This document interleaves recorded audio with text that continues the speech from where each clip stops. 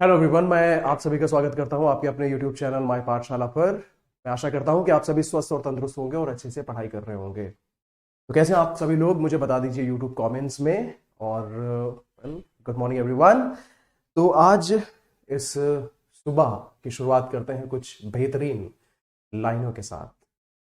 मैं फिर से बोलना चाहूंगा कि आज इस सुबह को हम लोग कुछ मिठास से भर देते हैं।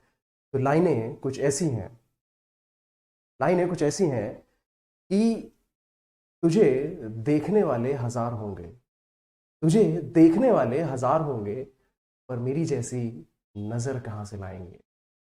राइट। तो चलिए आज इन्हीं लाइनों के साथ शुरू करते हैं आज का सेशन। हमारा जो पहला शब्द है, the first word of today session is Hutch. जो हच वर्ड है, अब आप बोलोगे सर ये तो सिम कार्ड की कंपनी हुआ करती थी सर। नहीं नहीं नहीं, ये उस हच की बात नहीं हो रही। जो हच वर्ड है वो, इसका मतलब होता है एक ऐसा क्लोजर, एक ऐसा, आप ऐसा बोल सकते हैं डब्बे के तरीके से, राइट, जिसमें छोटे मोटे जानवर वगैरह रखे जाते हैं। राइट। तो सबसे पहले इसका आप हिंदी मीनिंग देख लो। इसका जो हिंदी मीनिंग है, एक छोटा पिंजरा।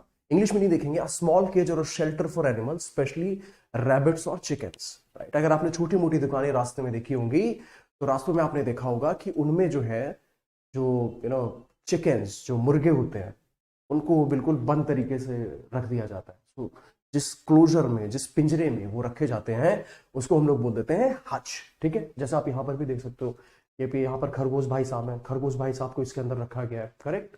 जैसे इसके सिनोनिम्स देखेंगे, केज, केज का मतलब होता है पिंजरा। कैद, पेन, इसका भी मतलब होता है पिंजरा। कूप एंड शेल्टर, शेल्टर का मतलब जो है यहाँ पर संरक्षण से है, एक ऐसी जगह जहां पर आपको संरक्षण मिले, जहां पर आपको रहने के लिए मिले। बट देन इसका समवॉट सिनोनिम हो सकता है आज का, but not, it is not the exact synonym. पर कभी कभी अगर आपको एग्जाम में दिख जाए तो वहां पर आप इसको क्लिक कर सकते हैं। अब जैसे कि मैं बात करूं एंटोनिम्स की, तो एंटोनिम्स क्या हो जाएंगे? फ्रीडम। अब सीधी सी बात है भाई, इस खरगोश को ही देखो, इस खरगोश को तो यहाँ पर कैद करके ऐसा रखा गया है कि भाई कैद कर दिया गया बेचारे को हच के अंदर। तो इसी तरीके से इसके एंटोनिम्स क्या हो सकते हैं? Freedom, open space, field and wilderness. Right. So these all would be the antonyms to this word hutch. अब इसके सेंटेंस एग्जांपल्स देख लो। The rabbit was kept in a wooden hutch. जो खरगोश था उसको कहां पे रखा गया? इसको फिर से पढ़िएगा। The rabbit was kept in a wooden hutch. जो खरगोश था उसको लकड़ी के हच में रखा गया हुआ था, लकड़ी के पिंजरे में रखा गया था। Farmers build a Hutch for chickens. मुर्गों के लिए उन्होंने क्या किया? एक हच का निर्माण किया। He clean the hutch every morning. वो प्रत्येक सुबह हच की साफ सफाई करता है। जो रैकेंट है, ये जो वर्ड आप ऊपर देख पा रहे होंगे, रैकेंट, राइट, इस वर्ड का मतलब है कोई चीज को वापस ले लेना। जैसे आप हैं, ठीक है, और आप, दो फ्रेंड्स होते हैं, दो फ्रेंड्स आपस में मिले और दोनों बस बुराइयां चालू तीसरे फ्रेंड की। तुम भी तो करते हो, तुम भी करते होगे बुराइयां। अरे भाई वो तो ऐसा है, वो तो वैसा है, और वो पैसे खर्च नहीं करता है यार, जब भी उसके साथ जाओ तो हमेशा चाय मुझे ही पिलानी पड़ती है। ऐसी बातें करते होगे आप लोग, राइट। और फिर वो तीसरा आदमी मिला, तीसरा आया, यार तुम तो मेरे बारे में ऐसी बातें कर रहे थे, मुझे सुनने में आया। देन यू से नो नो, मैंने तो ऐसा कभी कहा ही नहीं है, मैंने तो कभी ऐसा बोला ही नहीं है, राइट। ये जो हरकत आपने की, known as recant, right. You have recanted अपना स्टेटमेंट। आपने वो जो अपना स्टेटमेंट था, वो अपना स्टेटमेंट वापस ले लिया है। करेक्ट। तो जो रेकेंट वर्ड है उसका मतलब होता है अपना बयान वापस ले लेना, अपने विचारों, अपने कथनों से वापस मुकर जाना। इसके आप यहाँ पर मीनिंग देखेंगे तो टू टेक बैक और डिनाई अ स्टेटमेंट, बिलीव और ओपिनियन पब्लिकली। इसके सिनोनिम्स देखिए आप। रिट्रैक्ट, रिट्रैक्ट, रिट्रैक्ट वर्ड का मतलब होता है अपने पद से विचलित हो जाना या फिर वापस आ जाना। करेक्ट। तो लाजमी सी बात है, जब अपना स्टेटमेंट आप वापस ले रहे हो तो that comes under this synonyms, retract. आप विदड्रॉ, विदड्रॉ का भी मतलब होगा वापस आ जाना। रेनाउंस, रेनाउंस का मतलब होता है गिव अप कर देना। डिनाई का मतलब होता है मना कर देना। ठीक है। आई होप दैट मेक सेंस। ये चीजें आपको समझ में आ रही होंगी। कंफर्म का मतलब होता है, अब भाई कोई चीज को आप कंफर्म कर रहे हो। भाई कंफर्म की हिंदी क्या होगी? कंफर्म की हिंदी तो बड़ा ही मुश्किल है कि सर कंफर्म की हिंदी बता दो। कंफर्म तो आजकल सभी को पता होता है। इसको आप बोल सकते हैं किसी चीज को सुनिश्चित करना, right. That would be the Hindi meaning of it. कोई चीज को सुनिश्चित जब जब आप करते हैं, that that is confirm. Affirm, दावे के साथ कहना। एसर्ट, भी दावे के साथ करना। मेंटेन मतलब कोई चीज अगर आपने बोली हुई है, उस चीज पर अडिग रहना। That is what maintain word means here. अगर सेंटेंस एग्जांपल्स देख लें, he was forced to recant his statement. उसके ऊपर दबाव बनाया गया। किस चीज का दबाव बनाया गया? अपना जो उसने भी वाक्यांश कहा था, जो कुछ भी उसके कथन थे, उसको वापस ले लेने के लिए। So that is what this statement talks about. The witness recanted his earlier testimony, जो उसने पहले बात कही हुई थी उसको वापस ले लिया। She refuse to recant her believes, right? जो उसके बिलीफ सिस्टम था, जो जिन चीजों पर वो विश्वास करती थी, उनको उसने वापस लेने से मना कर दिया। करेक्ट? चलिए, अब जैसे यहां पर ही देखिए, राइट? अब यहाँ पर ये इंसान है, ये इंसान है। अब वो बोल कर आया कि नहीं यार, तुमने ये गलती की, वो गलती की, फलान ढिमकान, ये वो। नहीं यार, मैंने तो अब कभी ऐसा कुछ कहा ही नहीं था। करेक्ट? वो चीज रिकैंट वर्ड का मतलब होता है। बढ़ते हैं नेक्स्ट वर्ड की तरफ। जो नेक्स्ट वर्ड है, the next word is linguistics. जो लिंग्विस्टिक्स शब्द है, उसका मीनिंग होता है भाषा का अध्ययन। बोलोगे सर, भाषा का भी कोई अध्ययन करता है क्या? ऑब्वियस ही बात है यार, कि जैसे आप मान लीजिए हिंदी लैंग्वेज हो गई। अब कोई आ रहा है, वो ये जानना चाह रहा है कि हिंदी लैंग्वेज का ओरिजिन कहाँ हुआ था, कैसे हुआ था, कौन वो इंसान था जिसने सबसे पहले हिंदी बोलनी शुरू की होगी। और हिंदी भाषा तो यार छोड़ दो आप, लिंग्विस्टिक्स में ये भी स्टडी की जाती है कि लैंग्वेज का शुरुआत कैसे हुआ। अब जैसे शुरुआत में जब आए होंगे तो सब आपस में कैसे बातचीत करते होंगे? मुझे तो नहीं लगता है कि शब्दों का यूज करते होंगे। वो कैसे बातचीत करते होंगे? अब मैं कैसे बोलूं यार, आप खुद सोचिए। जो पिछले समय के मनुष्य रहे होंगे, वो कैसे बातचीत करते होंगे, कैसे कैसी हरकतें करते होंगे, राइट? बट देन कैसे वहां से लैंग्वेज की शुरुआत हुई, कैसे लोगों ने आपस में मैं, तुम, वह, ये शब्दों का प्रयोग करना शुरू। ये जो लिंग्विस्टिक्स है, जो भाषा का अध्ययन है, उसके अंदर ये सारी चीजें की जाती है। कहां कहां पर कौन सी लैंग्वेज का यूज किया गया, इस वर्ड का क्या मतलब होता है, इस वर्ड को और किन तरीकों से यूज किया जा सकता है, वो सारी जो चीजें हैं वो आती हैं लिंग्विस्टिक्स में। भाषा विज्ञान, भाषा का वैज्ञानिक अध्ययन। अगर इसकी आप इंग्लिश मीनिंग देखेंगे, that is scientific study of language and its structure. जैसे आप इसके सिनोनिम्स देखेंगे, फिलोलॉजी। जो फिलोलॉजी है, इसका मतलब होता है यू नो लॉजी का, फाइल का मतलब होता है फिलोलॉजी वर्ड है दैट लिटरली, अगर आप इसका मीनिंग देखें, that means love of the knowledge, right? जो ज्ञान है उसका प्यार, उसका अध्ययन। बट देन इसका जो बाद में कन्वर्टेड मीनिंग है, दैट इज भाषा का अध्ययन। Language sciences, I don't think I have to clear it. Semantics, जो सिमेंटिक्स वर्ड है, that is synonymous to the word linguistics. But semantics जो शब्द है, उसका यूज आता है कि एक जो वर्ड है उसका कहीं कहीं कैसे कैसे यूज किया जा सकता है। अब जैसे आप ही और आप बोल रहे हो यार वो आदमी तो सांप है, उस सांप पे विश्वास मत करना। अब आप बोलोगे सर वो आदमी सांप है, वो आदमी सांप कैसे हो सकता है, वो तो आदमी ही है। बट फिर आप बोल रहे हो यार सांप से मेरे कहने का मतलब है कि आपके आस्तीन में छिप कर के आपको ही डस लेगा, वो इस तरीके का इंसान है। करेक्ट? तो स्नेक वर्ड लिटरली यूज नहीं हो रहा है, that he is not literally a snake. वो सच में स्नेक नहीं है, बट अगर वो स्नेक बोल रहा है, वहां पर स्नेक शब्द बोलने का मतलब ये है कि वो जो है स्नेक जैसा उसका बिहेवियर है। तो ये जो स्टडी है, that is done in semantics. Correct? Semantics जो वर्ड हुआ, इसका भी सिनोनिम होगा। इलिटरेसी मतलब ज्ञान नहीं है, साइलेंस मीन्स शांत रहना, नॉन कम्युनिकेशन कोई बातचीत नहीं करना, लैंग्वेज इग्नोरेंस मतलब भाषा का ही ज्ञान ना होना। Sentence examples, he studying linguistics at the university. वो जो है यूनिवर्सिटी में किसी चीज का अध्ययन कर रहा है, वो यूनिवर्सिटी में लिंग्विस्टिक्स के अध्ययन कर रहा है। Linguistics helps us understand how language work. Linguistics जो है वो हमें क्या मदद करती है, ये समझने में मदद करती है कि कोई लैंग्वेज जो है वो कैसे एक दूसरे को कैसे कैसे समझने में मदद करती है। अब जैसे आप यूपी में है, राइट? तो यूपी में एक डिफरेंट टाइप की हिंदी बोली जाएगी। अब अगर आप राजस्थान में चले गए तो वहां पे डिफरेंट चीज, डिफरेंट टाइप की हिंदी बोली जाएगी। आप यूपी में ही छोड़ दो यार, आप अलग अलग स्टेट को छोड़ दो, अगर आप यूपी की ही बात कर रहे हो, करेक्ट? तो यूपी में जब आप एक सिटी से दूसरी सिटी में जाते हैं या फिर दूसरे टाउन में जाते हैं, तब भी बोलने का तरीका बदल जाता है। That all study is done under linguistics. चलिए आगे बढ़ते हैं। हेडोनिस्ट, ये बहुत इंटरेस्टिंग वर्ड है। हेडोनिस्ट एक ऐसा इंसान होता है जो सिर्फ ये मानता है कि जीवन का एकमात्र उद्देश्य है, और वो उद्देश्य क्या है? एंजॉयमेंट। किसी भी तरीके से इस इंसान को क्या चाहिए? इस इंसान को चाहिए एंजॉयमेंट, राइट? तो जो हेडोनिस्ट इंसान होता है, उसका ये मानना होता है कि जो लाइफ का एकमात्र गोल है, that is enjoyment, that is all. सिर्फ और सिर्फ वो जीवन को एंजॉय करने में विश्वास करता है। इसको एक बार थोड़ा सा मैं I change it a little, right? इस इंसान का क्या मानना होता है दैट जीवन का जो एकमात्र उद्देश्य है that is what, that is enjoyment. और वो इंजॉयमेंट कैसे भी प्राप्त कर सकता है, दिन भर खाते रहेगा, सुबह उठ रहा है खाया, फिर मंगा ली कोल्ड ड्रिंक, फिर मंगा लिया समोसा, फिर मंगा लिया पिज्जा, दिन भर खा के पड़ा हुआ है, फिर निकल गया घूमने, फिर मूवी देख करके आ रहा है, तो ऐसे इंसान को बोलेंगे अपन hedonist. Such a person would be called hedonist. एक फिलॉसफी हुई है उसका नाम है हेडोनिज्म, राइट। एक जो फिलॉसफी हुई है, मैं थोड़ा इंग्लिश से बाहर जा रहा हूं, बट देन इस फिलॉसफी का नाम है हेडोनिज्म, राइट। हेडोनिज्म मैं यहां पर लिख दे रहा हूं, यहां पर इस वर्ड को लिख दे रहा हूं, हेडोनिज्म, करेक्ट।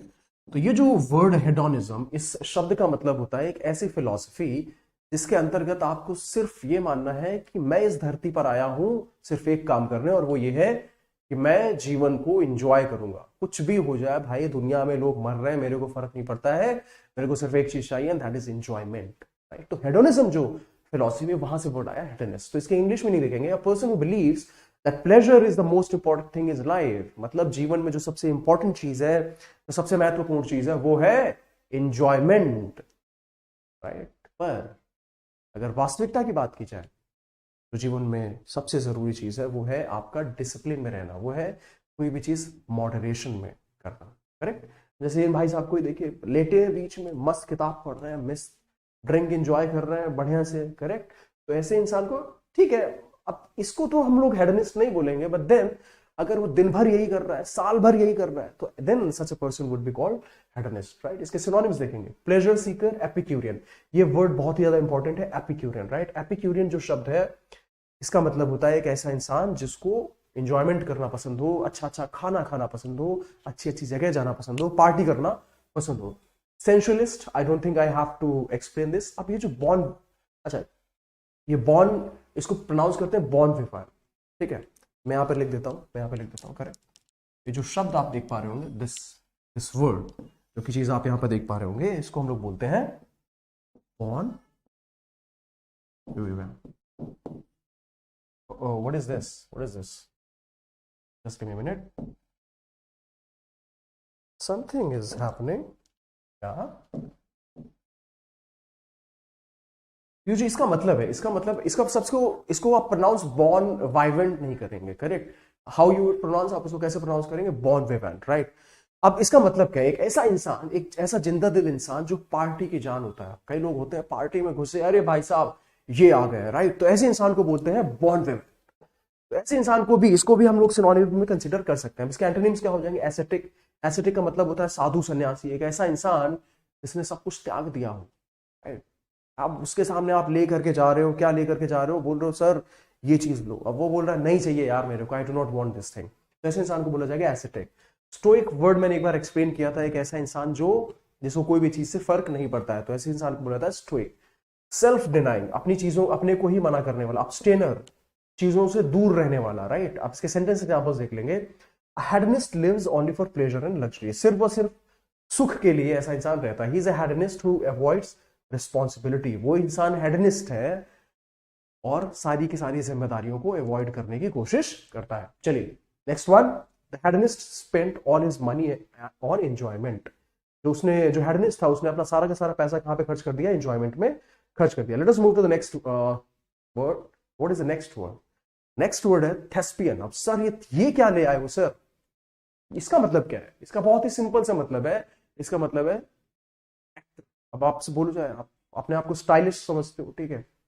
अब आप लोगों से बातचीत कर रहे हो, आप विशाल सर के स्टूडेंट हो, तब आप किसी से बोल रहे हो, उस मूवी का थेस्पियन कितना अच्छा था, मूवी का थेस्पियन यार एक्टर होता है भाई। ये जो थेस्पियन वर्ड है, इसका सिंपल सा मीनिंग है एन एक्टर और एक्ट्रेस, एन एक्टर और एक्ट्रेस। पर आप इंग्लिश पढ़ रहे हो, आप विशाल सर से इंग्लिश पढ़ रहे हो, ठीक है, तो आप उसको एक्टर और एक्ट्रेस नहीं बोलोगे, आप बोलोगे थेस्पियन, राइट। कुछ तो डिफरेंट दिखना चाहिए आपको। तो अभिनेता या नाटक कलाकार, ऐसे व्यक्ति को बोला जाता है थेस्पियन। एन एक्टर और actress, specially somebody who performs in plays और in theater। जैसे आप इनको देखिए, ये भाई, ये मैडम जो है और ये जो सर है, इनको आप बोल सकते हैं एक्टर। एक्टर भी बोल सकते हैं, बट आपको अगर अपने आप को दिखाना है कि मैं बहुत सोफिस्टिकेटेड हूं, मेरे को इंग्लिश का बहुत तगड़ा नॉलेज है, तो आप ऐसे इंसान को बोल सकते हो thespian. Synonyms are actor, actress, performer and stage artist. अब एंटोनिम्स क्या हो जाएंगे भाई? ये लोग अगर एक्टर हो गया तो उसके एंटोनिम्स क्या हो जाएंगे? ऑडियंस, जो ऑडियंस में बैठा हुआ व्यक्ति होगा, स्पेक्टेटर मतलब दर्शक, व्यूअर देखने वाला, नॉन एक्टर एक ऐसा इंसान जो एक्टर ना हो। इसके एग्जांपल्स देख लेंगे हम लोग। ही is a famous thespian, he is a famous thespian known for classic theatre. अपने आप समझ गए होंगे। The thespian received an award for his stage performance। जो thespian था, जो एक्टर था, उसने अपनी स्टेज परफॉर्मेंस के लिए उसको अवार्ड मिला। जैसे कई बार आपने देखा होगा क्रिस्टोफर नोलन साहब है, उनकी वो जब भी मूवीज बनाते हैं तो उनकी मूवीज में जनरली जो एक्टर होते हैं उनको कुछ ना कुछ, उनको जनरली कुछ ना कुछ अवार्ड मिलता है। इतनी बेहतरीन एक्टिंग करते हैं, उनको इंटरनेशनल लेवल का अवार्ड मिलता है। करेक्ट, तो ऐसी मूवीज बनती हैं तो इसीलिए तो अवार्ड मिलता है। चलिए, she trained as a thespian before entering films, मतलब फिल्म्स में एंटर करने से पहले, बिफोर एंटरिंग द फिल्म्स, उसने क्या किया? She trained as a thespian। Move करते हैं नेक्स्ट वर्ड की तरफ, सेरेमोनियल। जो सेरेमोनियल शब्द है, राइट, सेरेमोनियल शब्द का मतलब होता है फॉर्मल या फिर औपचारिक।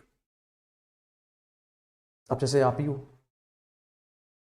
ठीक है, आपके मम्मी पापा ने आपसे कि बेटा कौन सी बाइक लेनी चाहिए। अब आपके पापा हैं, अगर आपके पिताजी आपसे पूछें कि बेटा कौन सी बाइक लेनी चाहिए, अब पापा ने अपने मन से ही पहले ही मन में डिसीजन बना लिया है कि नहीं यार, मेरे को तो रॉयल एनफील्ड 350 खरीदनी है। पर फिर भी वो आपसे पूछ रहे हैं बेटा मुझे ये बताओ कि तुम जो बताओगे मैं वही वाली बाइक खरीदूंगा, और तुम दिखा रहे हो मोबाइल में, सर पापा ये वाली बाइक खरीदो, ये वाली बाइक खरीदो, वो वाली बाइक खरीदो। पापा ने मन में बना के रखा हुआ है कि मेरे को तो ये वाली बाइक ही खरीदनी है, और तुम जो बोलोगे वो बाइक खरीदी जाएगी। तो आप एक्चुअल में डिसीजन मेकर नहीं हो, you are just a ceremonial decision maker.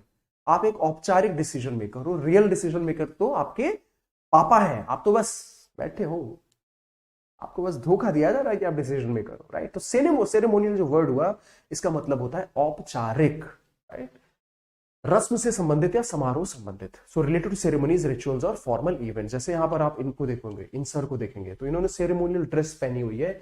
इस समारोह के लिए जो ड्रेस की आवश्यकता होती है वो ड्रेस इन्होंने पहनी हुई है। सिनोनिम्स देखेंगे, रिचुअल मीन्स प्रथाएं, formal, traditional and symbolic, right. Symbolic मतलब सिर्फ जो कहने मात्र की हो। अच्छा, इसके एंटोनिम्स देखेंगे, informal, casual, ordinary and spontaneous. Sentence examples, the president wore a ceremonial dress, ठीक है। A ceremonial function was held at the school, एक औपचारिक कार्यक्रम का आयोजन किया गया। The king used a ceremonial sword during the parade. अब आपने देखा होगा कई बार कि जब कभी परेड होती है तो राजा जी के पास, मतलब मैं ऐसे जनरली बोल रहा हूं, अगर आपने ब्रिटिश लोगों को देखा होगा कई बार तो ब्रिटिश क्वीन होती है, वो हाथ में तलवार लेके आती हैं ऐसे, ठीक है, और सामने अगर किसी को अवार्ड मिल रहा होता है, मेडल मिल रहा होता है, ऐसे ऐसे उसके तलवार रखती है, ऐसे ऐसे तलवार रखेंगे, ऐसे तलवार रखेंगे। तो जो स्वॉर्ड होती है उसको अपन बोल सकते हैं सेरेमोनियल स्वॉर्ड। अच्छा, यहाँ पे आपने जो सेरेमोनियल वर्ड है तो इसको आप सेरेमनी से कंफ्यूज मत कीजिएगा। उसको आप सेरेमनी जो वर्ड है इससे कंफ्यूज नहीं करेंगे। जो सेरेमनी वर्ड है इसका मतलब होता है, सबसे पहली चीज ये जो है सी, दैट इज सी, ओके, ये सी है, आप इसमें कंफ्यूज मत होना। सेरेमोनी, राइट, सेरेमनी इसका मतलब होता है समारोह। इसका क्या मतलब होता है बच्चे? इसका मतलब होता है समारोह।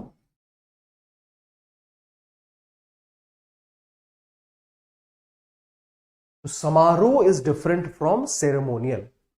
ये चीज आप अपने नोटबुक में जरूर लिख लीजिएगा। Let us move to the next word. Next word क्या है? रेस्टिव। रेस्टिव एक ऐसा इंसान होता है बड़ा ही परेशान, बड़ा ही बेचैन किस्म का इंसान। अगर आप उसने बोल दिया, अब तुम ही हो मान लो, ठीक है, और मम्मी से तुमने बोला मम्मी मेरे को 3 रोटी बना के दो, अभी मेरे को भूख लग रही है, अभी मेरे को खाना खाना है, अभी मेरे को बस चाहिए चाहिए चाहिए, और तुम्हारी मम्मी बोले यार रुक जा भाई, 10 मिनट रुक जा, 15 मिनट रुक जा, मैं रोटी बना दूंगी, तो क्यों परेशान हो रहा है? नहीं मेरे को तो अभी रोटी चाहिए, मेरे को अभी खाना है। ऐसे इंसान को बोला जाएगा restive. That person is restive, that person is impatient, right, बेचैन, अशांत, अधीर और असंतुष्ट। अगर आप इसके इंग्लिश में नहीं देखेंगे, इम्पेशेंट, अनईजी और अनविलिंग टू स्टे स्टिल और सबमिट टू कंट्रोल। मतलब नहीं भैया जो मैं बोल रहा हूं करो करो करो करो, अभी करो, मेरे को वेट नहीं हो रहा है। तो ऐसे इंसान को क्या बोला जाएगा? Such a person would be impatient person. Such a person would be a restive person. Synonyms: restless, impatient, agitated, uneasy, right? Antonyms क्या हो जाएंगे? काम, शांत रहने वाला, patient, धैर्यवान, peaceful, शांत रहने वाला, composed, again peaceful, right? So these all would be the antonyms to the word restive. अगर इसके सेंटेंस एग्जांपल्स अगर आप देखोगे, the crowd became restive during the long speech. The crowd became restive during the long speech. अब वो भाई वो रुक ही नहीं रहा है, स्पीच देना उसने शुरू किया। अरे भाई 10 मिनट हो गया, 15 मिनट हो गया, 20 मिनट हो गया, नहीं यार आज को तो मेरे को पूरी कहानी सुना देनी है, तुम मेरी पूरी कहानी सुन के जाओ। अब होता है बचपन में 26 जनवरी 15 अगस्त अगर कोई आए हैं वो स्पीच देने के लिए, अब उन्होंने बताना शुरू किया अपनी कहानी, और तुम बोल रहे हो अरे भाई बंद करो बंद करो, मेरे को जाने दो, वापस स्कूल से घर जाना है मेरे को। नहीं, वो तो बोलना है भाई, बड़ी बड़ी बातें करनी है, बच्चा हो रहा परेशान। ऐसा होता है कि नहीं होता है? तो ऐसा बच्चा जो परेशान हो रहा होगा उसको बोल दिया जाएगा restive student. Correct. The students grew restive waiting for the results. The workers were restive over low wages. कम उनको वेजेस मिल रहे थे, कम पैसे मिल रहे थे, जिसकी वजह से जो वर्कर्स थे वो अपना पेशेंस अपना धैर्य खो दिया उन लोगों ने। Next word propitiate. Propitiate word है, इसका जो मीनिंग है, just 1 minute guys, I am receiving a call, just 1 minute, okay. Hello, हाँ जी बताइए। Just 2 minute, just minute. अच्छा, कोई बात नहीं करनी है? ठीक है, okay. Just these things happen. I had an emergency call, so I had to receive this. Let us move ahead. ऐसी बोलते हैं ना, छोटे छोटे देश में बड़ी बड़ी बातें होती रहती हैं। चलिए, हाँ, तो मैं क्या बता रहा था आपको? मैं बता रहा था आपको द वर्ड प्रोपिशिएट वर्ड का मीनिंग। द प्रोपिशिएट वर्ड जो है, इसका मतलब होता है किसी को शांत करना।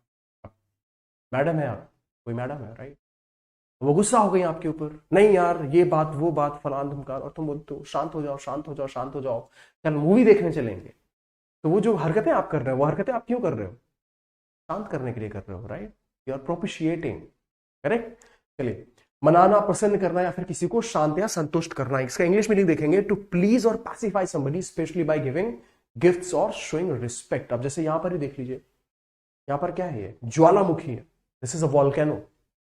पहले समय में कहा जाता था कि अगर कोई प्राकृतिक आपदा आ रही है, कोई वॉल्केनो फट गया, कोई बारिश होने लगी, कुछ भी हो गया, तो ऐसी अवस्था में यह कहा जाता था कि जो घटनाएं हो रही हैं वो इसलिए हो रही हैं क्योंकि जो ऊपर बैठा हुआ ईश्वर है या देवता है वो हमारे दुखी हैं, वो हमसे नाराज हैं। तो ऐसी अवस्था में जो जनता होती थी वो क्या करती थी? वो उन देवताओं को, वो उन भगवान को खुश करने के लिए, प्रसन्न करने के लिए, उनको शांत करने के लिए, प्रोपिशिएट करने के लिए उनको कुछ ना कुछ फूल मालाएं, फल, यहां तक कि बलि भी चढ़ाया करते थे। करेक्ट। तो what act they were doing? They were propitiating the god. चलिए, अपीज शांत करना, पैसिफाई का मतलब होता है शांत करना, प्लकेट का मतलब भी होता है शांत करना, और कॉन्सिलिएट। ये बहुत ही, मतलब मैं बोलूंगा यहां पर आपको जितने भी वर्ड दिख रहे हैं, ऑल द वर्ड्स, अपीज हो गया, पैसिफाई हो गया, प्लकेट हो गया, एंड कंसिलिएट हो गया, ये जितने भी चारों वर्ड्स दिख रहे हैं, these are very very very very important. ये चारों शब्द आपकी बुक में होने चाहिए, जहां कहीं भी आप नोट कर रहे हो। These 4 words, these are very very important. ठीक है, इसको आप जरूर से जरूर नोट कर लेंगे। Next, anger, enraged and provoke and irritate. ये जो चारों शब्द आपने जस्ट अभी पढ़े, कौन से वर्ड पढ़े आपने? Anger, enraged, provoke and irritate. ये चारों शब्द जो है, इनका मतलब होता है कि किसी को क्रोधित करना। राइट। सेंटेंस एग्जांपल्स देखेंगे। He tried to propitiate his boss with polite words. आपके बॉस है, वो गुस्सा है आपके ऊपर, नहीं यार ये काम तुमने क्यों नहीं किया है, ये बात वो बात, और बोले बॉस आप देखने में कितने अच्छे लगते हैं, बॉस आप जोक कितना अच्छा मारते हैं, बॉस आप का जो फीडबैक है वो भी, आप गाली कितनी अच्छी देते हैं बॉस, बॉस आप मेरे को डांटते कितना अच्छे हैं। अब आप ऐसी बातें कर रहे हो, बॉस भी बोलेगा अरे यार ठीक है रहने दो। तो he tried to propitiate his boss with polite words. The villagers offered prayers to propitiate the gods. जो villagers थे उन्होंने प्रार्थना की, किस लिए की? क्योंकि भगवान को शांत करने के लिए। She brought gifts to propitiate her angry friends. अपने क्रोधित दोस्तों को शांत करने के लिए उसने क्या किया? उसने उनको गिफ्ट्स दिए। Now the last word I think, is there any other word? Yeah, there is one more word. Nomadic. जो nomadic शब्द है, इसका मतलब होता है एक ऐसा इंसान जो इधर से उधर भटकता रहे, खाना बदोश किस्म का इंसान। पहले बोला जाता है जब ह्यूमन सिविलाइजेशन स्टार्ट हो रही थी, उस समय का जो मनुष्य था, दैट मनुष्य was, that human was nomadic. अभी हम और आप क्या करते हैं, एक घर में रहते हैं, हमारी एक इस्टेब्लिश्ड लाइफस्टाइल है, हमारी एक स्थायी जीवन है कि भाई यहाँ इसी घर में रहना है, यहाँ पर काम पे जाना। पर पहले क्या होता था, एक इंसान क्या करता था, प्लेस ए पे रहा, this is place a right, अब यहाँ पे रहा, ठीक है, प्लेस ए पे रहा, फिर 2 महीने बाद फिर प्लेस बी पे चला गया। अब यहाँ पे 2 महीने रहा, एंजॉय किया, बढ़िया से इधर उधर किया सब, वहाँ के सारे जो फल लगे हुए थे वो खा गया, अब किसी दूसरे के लिए नहीं छोड़ा। अब तुम भी भूखे मर रहे हो, अरे यार सारे फल यहाँ पे तो खत्म हो गए, सारे जानवर मार के खा डाले। मैं तब की बात कर रहा हूँ जब बहुत बहुत बहुत बहुत वर्षों पहले का इंसान रहा होगा, हजारों लाखों सालों पहले, नॉट लाखों सालों को पहले का इंसान, दैट इज नॉट पॉसिबल। मतलब मैं बोल रहा हूँ कि आज से मान लीजिए 40-50 हज़ार साल पहले का जो मनुष्य रहा होगा, फिर वहां रहा, फिर वो पहुंच गया, नहीं यार अब मेरे को और कोई जगह एक्सप्लोर करनी है, सी पे पहुंच गया, तो ऐसे मनुष्य को बोलेंगे नॉमेडिक। और आज भी कई मनुष्य होते हैं जो दोज हु आर नॉमेडिक, जो अपने घर में एक जगह पे नहीं रहते हैं, but then they keep on moving from one place to the another. अच्छा, इसका हम लोग इंग्लिश में नहीं देखेंगे, living a life of moving from place to place without a fixed home. इसका कोई स्थिर घर ना हो और वो एक जगह से दूसरी जगह पे जा रहा हो, राइट। चलिए सिनोनिम्स देखेंगे। वेंडरिंग मतलब घूमना, माइग्रेटरी बर्ड्स के बारे में सुना होगा ना, जो एक जगह से दूसरी जगह जाते रहते हैं। रोमिंग मतलब घूमना होता है। इटिनरेंट, ये बहुत ही अच्छा है, ये बहुत ही अच्छा है, इसका मतलब होता है घूमने वाला, स्पेशली पैरों पर। तो इस वर्ड को आप जरूर नोट कर लेंगे। एंटोनिम्स क्या होंगे, settle, permanent, stationary and fix. Sentence examples, nomadic tribes travel in search of food and shelter. जो नोमैडिक ट्राइब्स होती हैं, जो कुछ लोग होते हैं, राइट, उनका जो समूह होता है, वो किसी एक पर्टिकुलर जगह पे नहीं रहते हैं। Instead of staying in a particular place, what they do is they move from one place to the another place. Correct, I hope that makes sense. He led a nomadic lifestyle during the youth. अपनी जवानी में उसने nomadic lifestyle, आज 6 महीने यहाँ रहेंगे भाई, यहाँ पे एंजॉय करेंगे, गोवा में रहेंगे, फिर 6 महीने दूसरे बीच पे जाएंगे, दूसरी शहर में जाएंगे, वहां पे बढ़िया मजे करेंगे। तो ऐसे लाइफस्टाइल जीने वाले इंसान को क्या बोलेंगे, नोमैडिक पर्सन।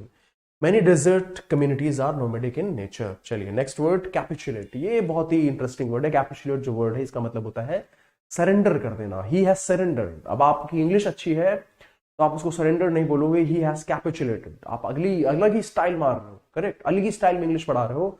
जैसे इसका मतलब क्या हुआ, जैसे सरेंडर है, जैसे मैंने बताया सरेंडर, राइट, सरेंडर लिख रहे हो, आप बोलो नहीं नहीं मैं तो विशाल सर से इंग्लिश पढ़ता हूँ, मैं कैसे सरेंडर बोल दूंगा। तो आप वहां पे क्या करोगे, ही हैज, लेट्स से वहां पे आप लिख सकते हो ही हैज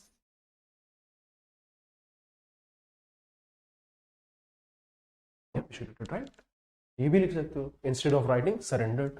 अच्छा, तो इसके जो सिनोनिम्स हैं, इसके सिनोनिम्स क्या है, synonyms are surrender, yield, submit and give up. मतलब हार मान लेना भाई, नहीं हो पाएगा। आपको तो पता ही होगा, पाकिस्तान ने भारत सेना के सामने क्या किया था, सरेंडर कर दिया था। जब बांग्लादेश एक अलग ही कंट्री का निर्माण कर दिया था हमारे लोगों ने, तो भारत से जो टकराएगा वो क्या हो जाएगा, गायब हो जाएगा। पूरी का पूरा देश पाकिस्तान नतमस्तक हो गया इंडिया के सामने, भाई हमको छोड़ दो, हमसे ना हो पाएगा। तो the Pakistani forces capitulated in front of Indian forces. ऐसा हुआ था ना। Antonyms, resist, fight, opposite and defy. अच्छा, sentence examples, the army had to capitulate after heavy losses. जो आर्मी थी उसको हैवी लॉसेस के पश्चात सरेंडर करना पड़ गया। He refuse to capitulate to pressure, the rebels capitulated to the government forces.